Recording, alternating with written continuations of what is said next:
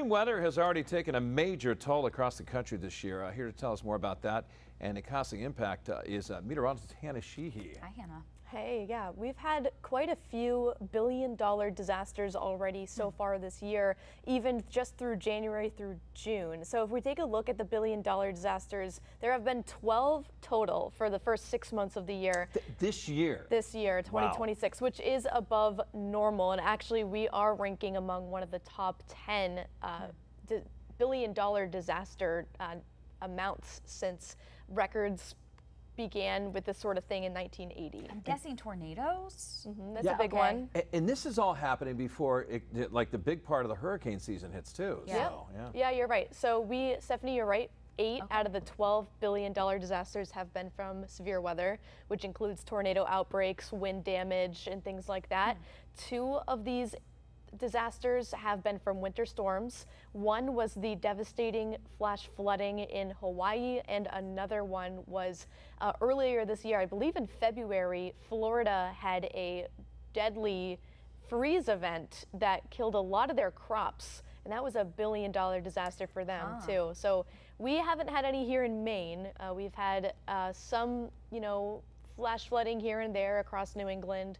A severe winter storm broke out across parts of the mid-Atlantic, but this does rate among the top 5th U.S. billion-dollar disaster years just so far. So between January and June, the top year, it was 2023. So far this year, we've had around $32 billion in damage across the U.S. from natural disasters. And on average, so far, we should only be around maybe 5 or 6 billion-dollar disasters. That is the average between 1980 and 2025.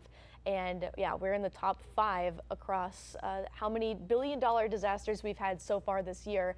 And if you look at this bar graph, it shows you how many events happen each and every year from 1980 to 2025. And you can just see the exponential growth on this graph, how it just kind of increases as time goes on. And we are averaging more billion-dollar disasters on average now than we did back in 1980. And I do want to show you too, we are seeing less time between each disaster each year on average. So back in 1980, we averaged around 85 days between each natural disaster across the entire US. Now, between each disaster, we are only averaging 16 days between each of them, which I think is very, very interesting, especially in the winter and early spring. You get the severe winter storms, and you also get the severe weather outbreaks. And when you are in March, April, May, especially that peak severe weather season for the Midwest, those events happen, they can happen day after day. So the time between these severe weather disasters, billion-dollar disasters, are becoming less, and we're seeing them more frequently as well. Also $1 billion doesn't go as far as it did maybe 20 years ago too, right? Everything costs more these days, but interesting. Yeah, and again, we're talking, this is only August. Right. September, October, November, December. Still we have winter storms that could take place, and also the hurricanes too.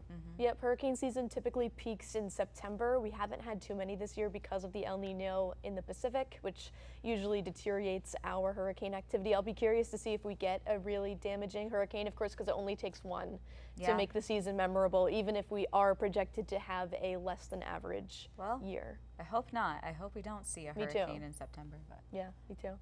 Thanks, Anna. Yeah, if you have any weather-related questions you'd like to ask, just scan the QR code on your screen and click on Weather Authority. There you can leave us a question and you might see them answered right here